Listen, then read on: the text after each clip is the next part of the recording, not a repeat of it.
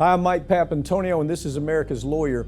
In the last 7 years, more than 500 former U.S. military personnel have taken jobs with foreign governments, including human rights abusers like Saudi Arabia. We'll tell you why these officials are willing to sell their souls for big paychecks. The rising cost of insulin has forced more than 1 million Americans with diabetes to ration the drug. In the past year, all that's happened is the price has gone up, up, up. All thanks to Big Pharma's greed. And Democratic candidates are telling President Biden to stay away from them as the midterms approach. We'll tell you why. All that and more, it's coming up. Don't go anywhere. America's Lawyer starts right now.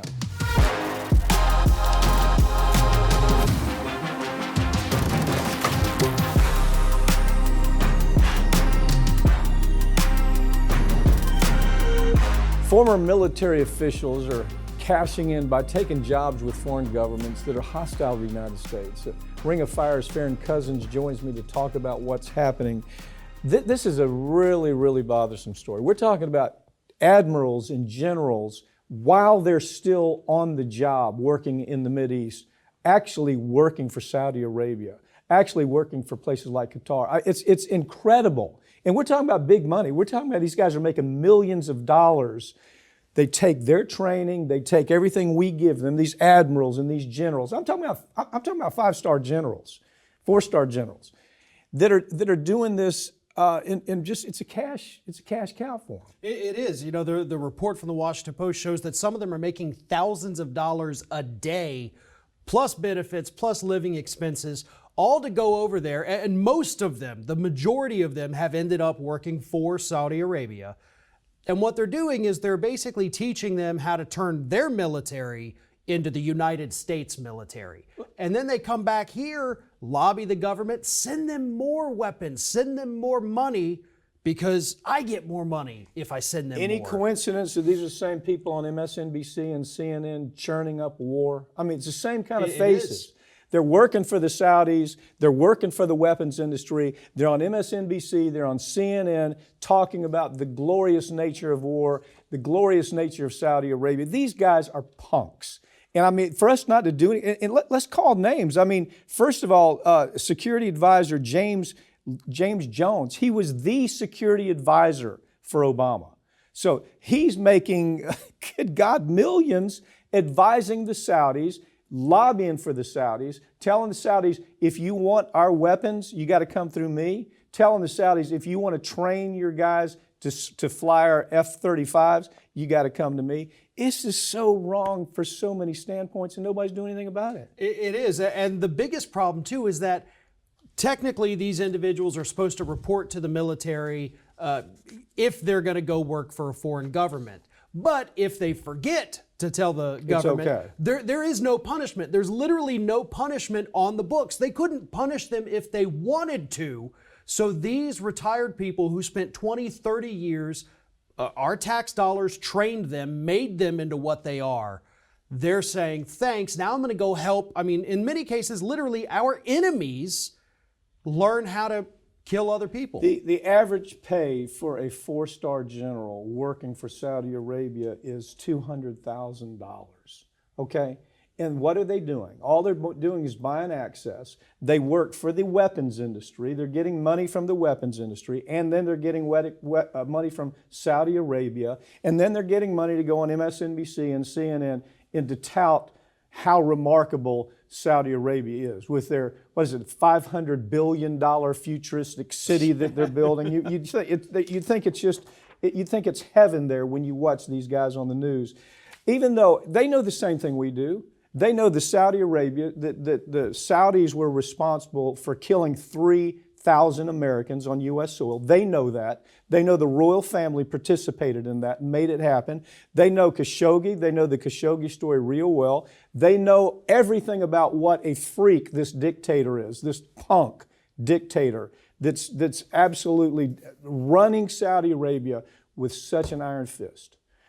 It's okay with them. Yeah, they're perfectly fine working for a government that is killing people for tweeting, lopping their heads off, with 100 other people, killing political prisoners. An American in Saudi Arabia just got sentenced to 16 years in jail for a tweet.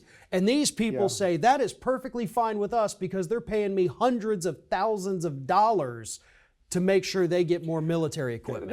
Okay, so this is being done. Last week, the Saudis just absolutely hustled Biden. Okay, Biden did everything he said he was going to do for them. They asked Biden, can you get us more weapons? He got it for him. He said, Biden, if you get us more weapons and you get us more training in the United States, we're going to help you with oil. Then they turn around and do absolutely the opposite of what they tell Biden. He was negotiating in good faith, basically trying to help our cause in the United States in good faith. These guys knew that went on, and they know that they're playing an invisible role here, like nobody's paying attention. Have you seen this one time on television? One time. I have not, no. No, I don't think anybody has, because TV, MSNBC, corporate media, they're the ones, these guys appear to talk about the glorious nature of war, the glorious nature of Ukraine, the glorious nature of Saudi Arabia. It's a disgusting story, and it just makes me sick to my stomach that politicians aren't paying attention to this.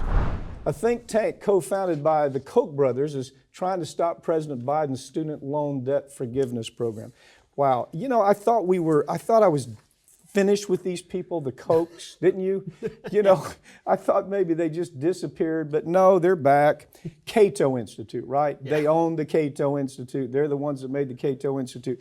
Biden has a great idea about trying to say, look, we need to work in some capacity to do something about these student loans, right? Yeah. Take it from there. And the Koch brothers, and you've got actually a lot of conservatives out there that were furious at this.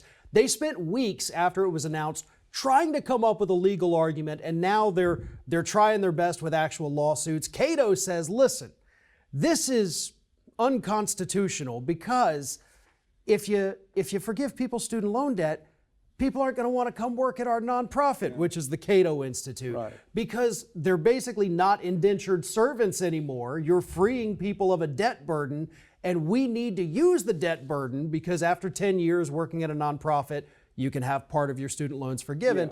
Yeah. It's ridiculous. They're arguing that people have to be indebted or else they're not going to be able to find any workers. Well, if you think about it, it helps the economy. When you say to somebody who's worked to get through college and now they've got their degree and they owe $200,000, whatever it is, that once you forgive that money moves right back into the economy. It does. It's not a bad idea in that sense. But I thought this was remarkable, their argument. First of all, there's been 6 lawsuits that have been brought, similar lawsuits. 2 of them have already been dismissed. The judge's opinion was like, really? What in the hell are you talking about? So I don't know that they're going to have much success with this. First of all, the question is, does the executive branch have the opportunity to do this? Does it have to be a congressional mandate?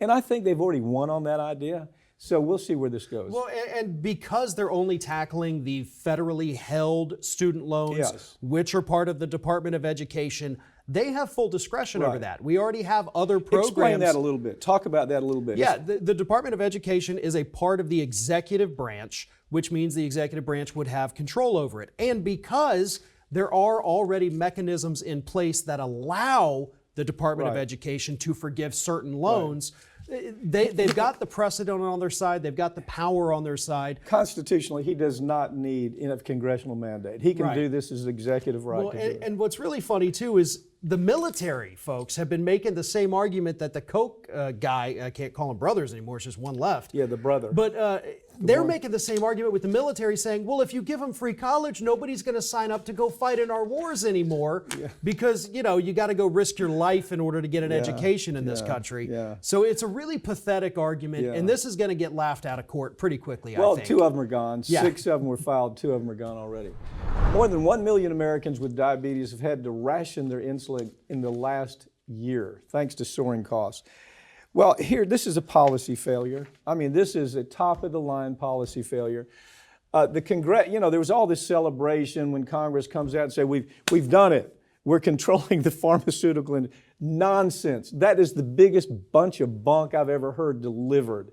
And what it came down to is they said, we have 12 items that we're going to control prices on. And oh, by the way, if a product hasn't been on the market more than 12 years, we can't do anything about it, right? Yeah.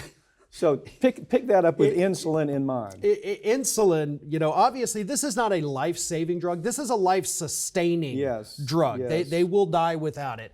1.3 million people in the last 12 months have said, I've had to ration it. I can't afford it. And this is, as we have talked about so many times, a uniquely American problem. This doesn't happen anywhere else on the planet other than within our borders because we choose as a country to let this happen. The politicians have made the choice. And they have said, we're going to let the pharmaceutical companies do whatever they want, charge whatever they want, take as much money from us to subsidize their research as they want, and then there's no controls. Let me talk about that just a second. Eli Lilly, now you talk about R&D basic, subsidized research, but that's a ridiculous, I mean, that's ridiculous. You've done stories on the whole research and development, how stupid that argument is. Let me put it in terms of how stupid it is, okay? Eli Lilly has had their insulin product on the market since 1996. All the research is done.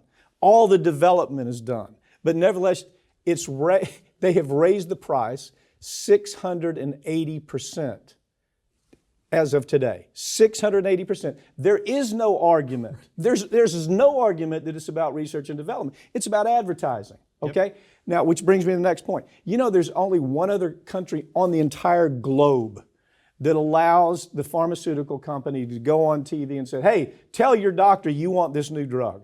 It's New Zealand and it's the United States.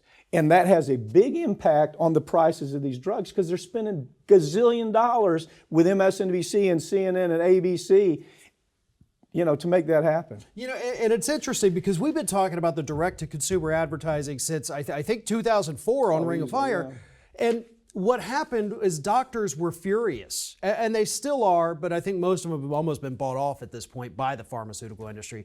But doctors were mad at the time because instead of patients coming in and saying what was wrong and the doctor giving recommendations, patients came in like they were ordering from McDonald's, saying, listen, okay, I want Celebrex, I want some Vioxx, I want all these things. The people on the commercial were so happy, I want to feel happy too. Right. And doctors were furious when this first all started coming together. And like I said, now they get paid off by the pharmaceutical companies. And it affects the price of insulin. Yeah. Or anything, because they build that into their pricing structure.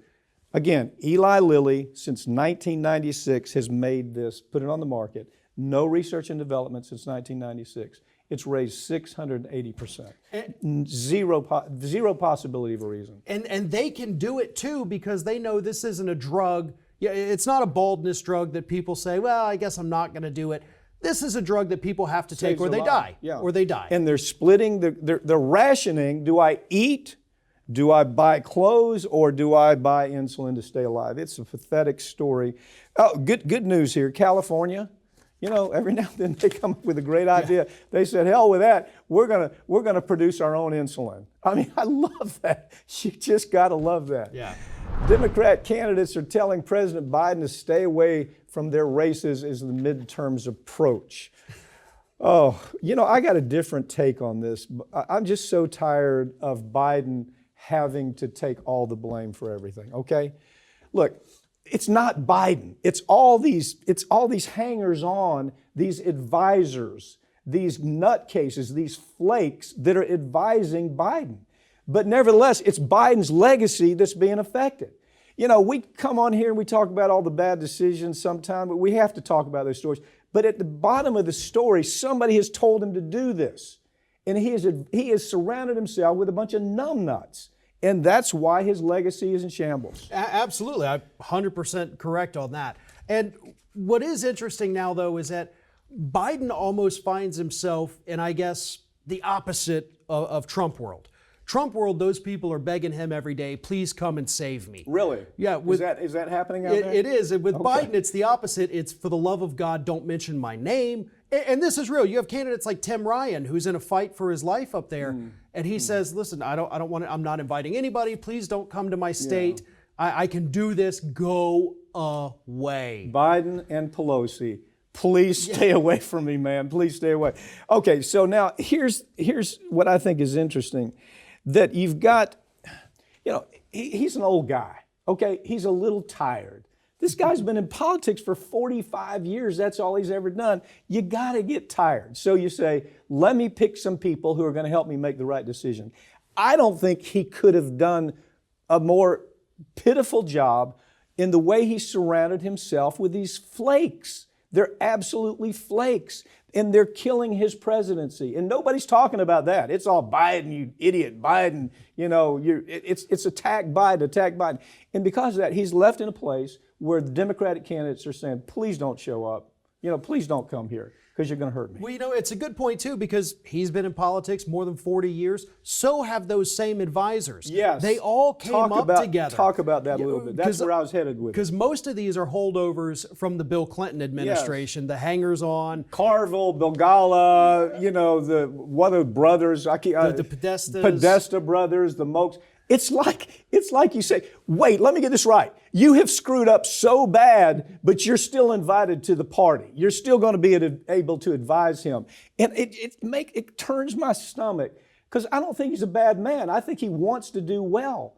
But he's got a bunch of numbnuts that are telling him what to do. And the difference is in 2008, Obama didn't use those people because those were Hillary's people. She was using them. That's a good point. And suddenly, they're back. Obama has success, and then things start to go off the rails because then he brought in Hillary, then he hires all these people, and the rest is history. Is Hillary going to show? Is she going to show up again? I mean, really? I don't know, but I'll tell you what. Who is out there? Who somebody who candidates are saying, yeah, please come. Obama. Well, Obama hopefully is. Bernie. Oh, Bernie is What's he making 17 cities stop? stop? He's going all out in these final weeks, and the candidates love it because he's the most popular politician in America. Yeah. A new study's confirmed that there are unsafe levels of PFS chemicals in every single state in this country. Now, all right, let me give you my opinion about this since I tried the first PFAS cases tried in America. I tried 5 of them. We punished DuPont, beat the hell out of them.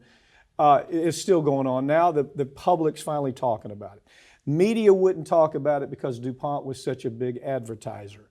They kept it quiet. They knew for 50 years that what they were making would cause kidney cancer, testicular cancer, birth defects, gastrointestinal problems that may as well be as serious as cancer. But when we do this story, nobody pays attention to it. Right. I almost say, let's not even do the story anymore. Let's put up 5 I hate Trump stories, because I hate Trump stories and I hate Republican stories. That will be all over the place. But if you tell somebody, listen, the water you're drinking, it's killing your children.